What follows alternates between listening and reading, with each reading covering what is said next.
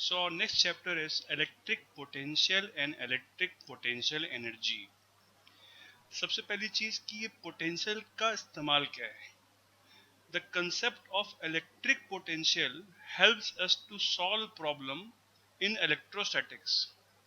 We have seen that in mechanics there are two approaches to solve problems.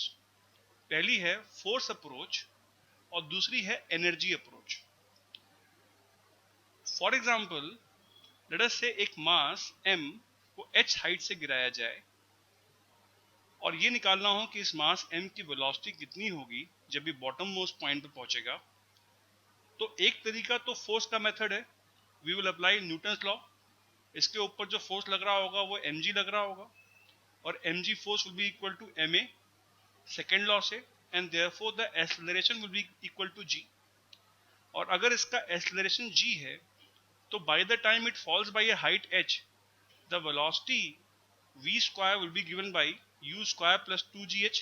अगर initial velocity 0 है तो velocity v square will become equal to 2gh.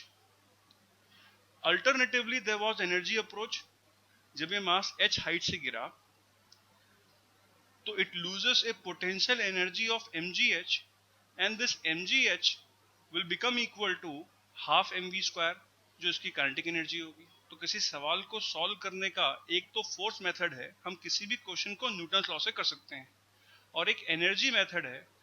Energy method helps us to solve problem quickly in many problems. Electric potential भी एक तरीके से energy method देगा हमें problems को सॉल्व करने के लिए. Thus electric potential plays the same role as height plays in mechanics.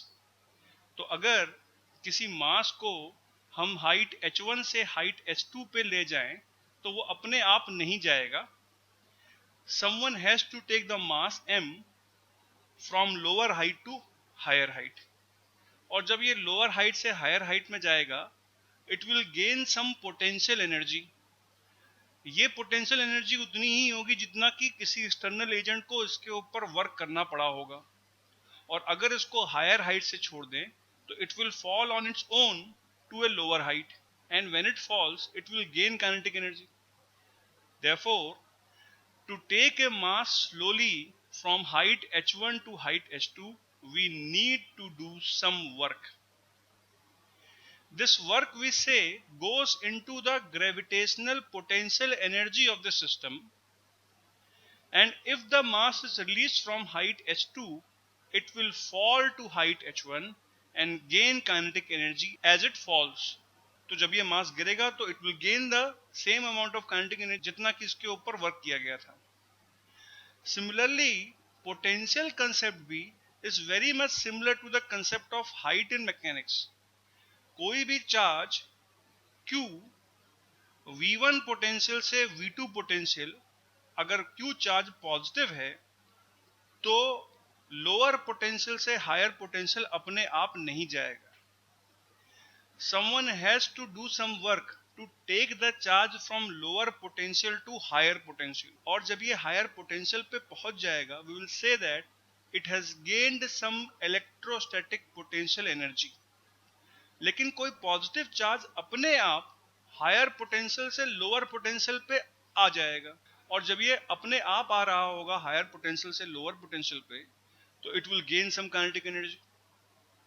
Thus, to take a charge slowly, just as हमने यहाँ पे मास we have taken slowly from height h1 to h2, अगर किसी charge को we take slowly from potential v1 to potential v2, तो ये potential v1 है, ये potential v2 है. अगर v2 potential ज़्यादा है, we need to do some work.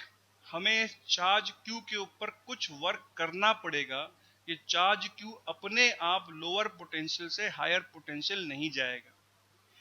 This work which we have done, we say goes into the electrostatic potential energy. यहाँ पे ग्रेविटेशनल पोटेंशियल एनर्जी, यहाँ पे इलेक्ट्रोस्टैटिक पोटेंशियल एनर्जी में ये वर्क चला गया. And if the charge is release from potential v2 it will fall to v1 and gain kinetic energy as it falls. तो just as height का concept mechanics में था, यहाँ पे पोटेंशियल का कंसेप्ट है और कई सारे प्रॉब्लम्स को सॉल्व करने में ये पोटेंशियल का कंसेप्ट हमें हेल्प करेगा, खास तौर से जहाँ पे हमें एनर्जी अप्रोच लगानी हो किसी प्रॉब्लम को सॉल्व करने के लिए. So the question is, how do we define electric potential? Let us say there are 2 points at potential V1 and V2. अगर 2 पॉइंट हैं पोटेंशियल V1 और V2 पे, तो ये वो पॉइंट है जिसका पोटेंशियल V1 है और ये वो पॉइंट है जिसका पोटेंशियल V2 है. लेट अस से V2 V1 से बड़ा है. अगर हम किसी चार्ज को V1 से V2 पोटेंशियल पे ले जाते हैं, if we take a positive charge Q slowly from a point at potential V1 to a point at potential V2, अपने आप कोई पॉजिटिव चार्ज लोअर पोटेंशियल से हायर पोटेंशियल पे नहीं जाएगा.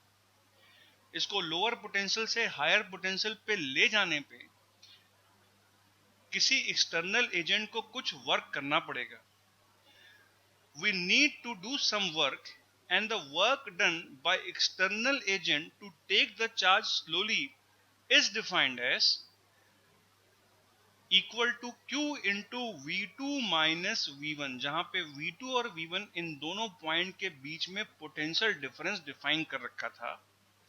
तो जो वर्क करना पड़ेगा एक्सटर्नल एजेंट को वो Q into जो पोटेंशियल डिफरेंस है उसके बराबर होगा.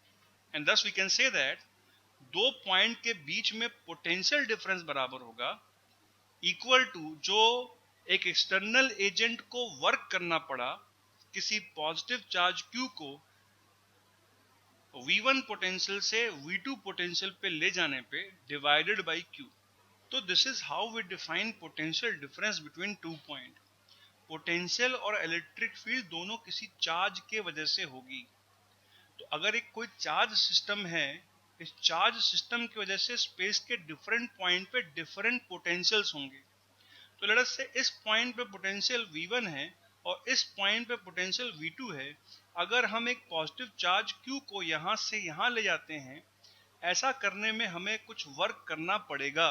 जो वर्क करना पड़ा डिवाइडेड बाय Q हम डिफाइन करेंगे इन दोनों पॉइंट के बीच में पोटेंशियल डिफरेंस के बराबर. This is how we define potential difference, and from this definition it is clear that potential will be a scalar quantity. क्यों? क्योंकि work done भी स्केलर है और Q भी स्केलर है और एक पॉइंट कंसेप्ट होगा, मतलब पोटेंशियल एक पॉइंट पे डिफाइन किया जाएगा. हर पॉइंट पे there will be a unique potential and different points could be at different potential, लेकिन एक पॉइंट पे एक ही पोटेंशियल होगा और इसकी यूनिट हम बोलते हैं वोल्ट है. And 1 volt from this will be defined as 1 joule upon 1 coulomb, क्योंकि वर्क डन की यूनिट जूल है और चार्ज Q की यूनिट कूलम है.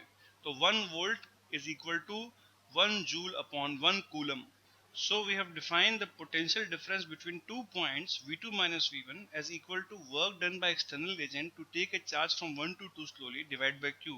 तो इस चार्ज Q को हम अगर इस पॉइंट से इस पॉइंट पे ले जाएं, जो हमें वर्क करना पड़ेगा that divided by Q is equal to the potential difference between the 2 points. अब यहाँ पे इसी डेफिनेशन से एक चीज क्लियर है कि अगर हमें वर्क डन पॉजिटिव करना पड़े किसी एक्सटर्नल एजेंट को, क्योंकि चार्ज Q को खुद भी पॉजिटिव लिया गया था, अगर एक्सटर्नल एजेंट को पॉजिटिव वर्क करना पड़े तो V2 माइनस V1 भी पॉजिटिव होगा and therefore V2 will be greater than V1. मतलब अगर किसी चार्ज को हमें एक पॉइंट से दूसरे पॉइंट पे ले जाने पे पॉजिटिव वर्क करना पड़े, तो जिस पॉइंट पर हम इस चार्ज को ले गए उस पॉइंट का पोटेंशियल V2 V1 से बड़ा होगा.